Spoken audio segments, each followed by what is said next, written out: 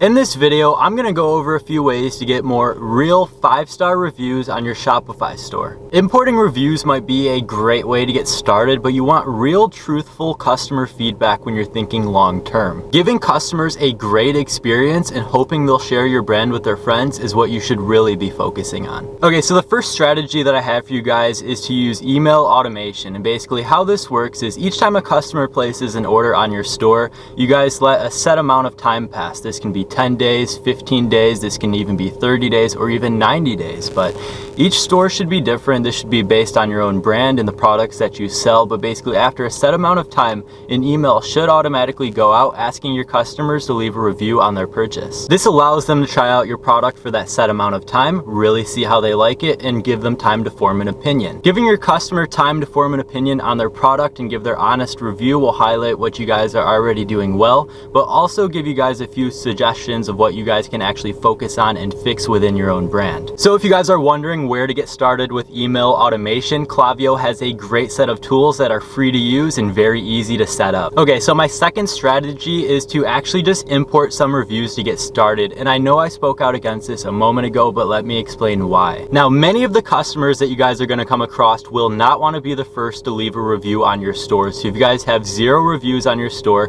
they're not going to want to hop on there and leave a review and be the first to do it unless they have a very strong opinion for or against your brand or product. Now, this is due to what's called as herd mentality. So what you guys really want to do is just put a couple good reviews up to get started and kind of use as social proof. And what this really does is just sets the tone for more positive feedback in the future. Now, obviously you guys shouldn't rely on imported reviews entirely, but it is a very great way to get started and set the foundation if you guys are just getting started in e-com, have a low customer base, or are struggling to get people to leave reviews on your store. Now, my third strategy is to just simply improve your quality or logistics. You just want your customers to say wow when they think of your brand. Now, the first way of doing this is you guys should always be looking for ways to improve your shipping speed. So if you guys have to find new suppliers or use alternate shipping methods or even hold logistics yourself, you guys have to get in charge of that and take action now. Slow shipping speeds is one of the biggest killers in e-com, and going forward, that's one thing you guys are really going to have to get under control if you want to scale. Now, as I mentioned, holding inventory in-house is a great way to get started by improving your quality control, your logistics, and your shipping speeds all at once.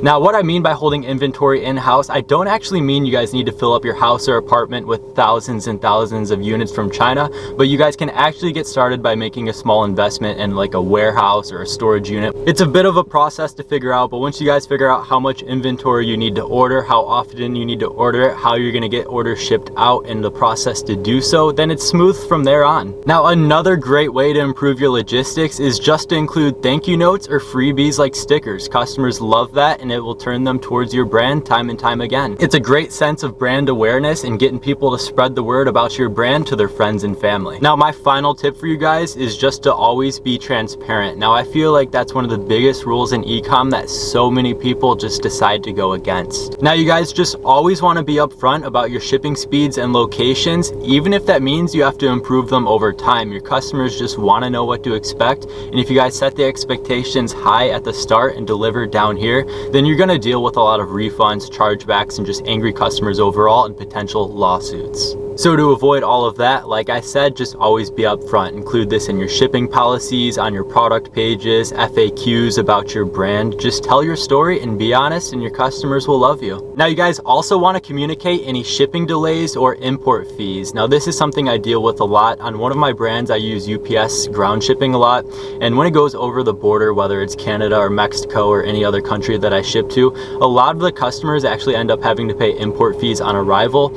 And UPS doesn't tell me this a lot of the time, so I end up getting calls later on about the import fees not being paid, and either I have to pay them or the customer pays them. But this is something you want to be upfront about. If you guys use a shipping method that often requires you to cover import fees, and make sure to say so on your website, but also communicate any delays. If there's like a 2-week shipping delay, you have items on back order, or your shipping carrier just lets you know there's going to be potential delays, make sure to always get that message across to your customer. So start using these 4 strategies today and watch more 5-star reviews start pouring in. Consider leaving a like, sharing, or subscribing for more. I have 2 ecom resources linked in the description below for you guys. Feel free to check them out. And as always, thank you guys so much for watching, and I'll see you guys next time.